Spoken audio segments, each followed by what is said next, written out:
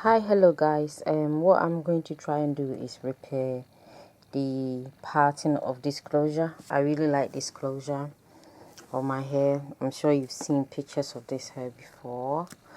It's a Brazilian closure on top of Middle East European hair. So I'm going to try and repair this closure because the pattern is really gone, as you can see.